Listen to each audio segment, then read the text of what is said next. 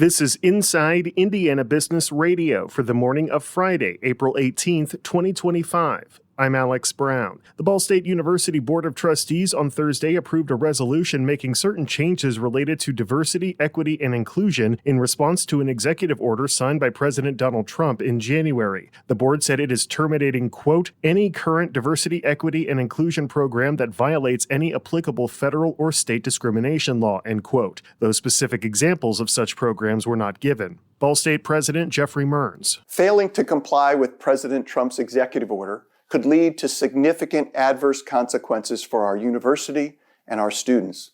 For example, the administration could unilaterally suspend or terminate federal research grant contracts.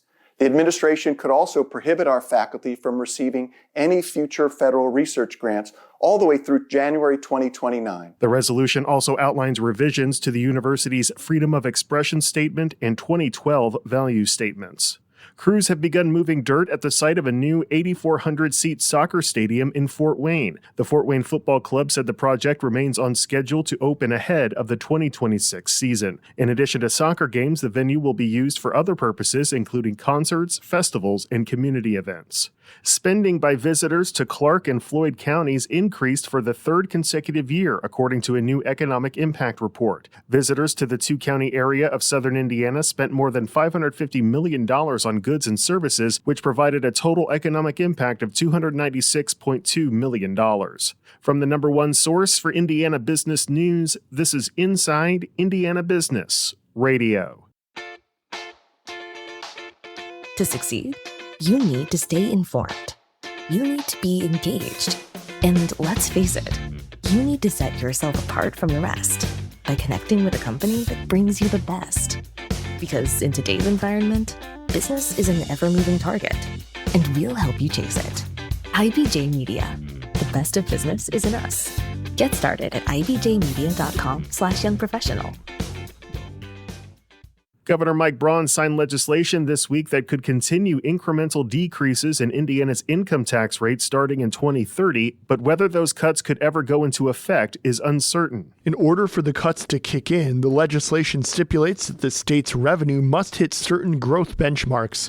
However, Indiana hasn't reached those benchmarks in nearly 2 decades, and lawmakers learned Wednesday that the state's revenue growth is expected to stall over the next 3 years. The income tax rate in 2025 is 3%, and it's already slated to decrease to 2.95% in 2026 and 2.9% in 2027. Under Senate Enrolled Act 451, the state tax rate could be lowered by 0.05% in even-numbered years until 2042. The rate would only continue to be phased down as long as the state revenue grows at least 3.5% from the year prior, a benchmark the state hasn't reached in the last 20 years, according to the bill's fiscal analysis. Complicating that revenue benchmark is the loss in revenue that comes with lowering the income tax rate. Each 0.5% reduction would cost the state $150 million to $200 million per year. Braun's approval of the measure comes as the state's fiscal future was predicted to collect $2.4 billion less than lawmakers expected over the next 3 years. Indiana has one of the lowest income tax rates among the 43 states that haven't eliminated their income taxes.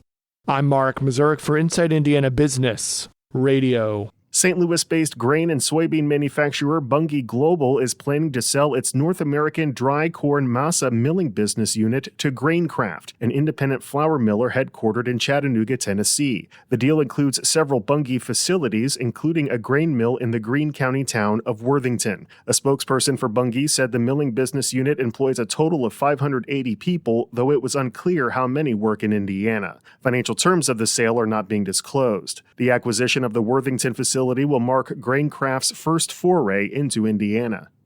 Carmel Mayor Sue Finkham is this week's guest on the Business and Beyond podcast with Gary Dick, presented by PNC, a weekly conversation with high-profile Hoosiers in business, sports, and entertainment, and beyond. Available now from your favorite podcast provider. I'm Alex Brown for Inside Indiana Business Radio on Demand.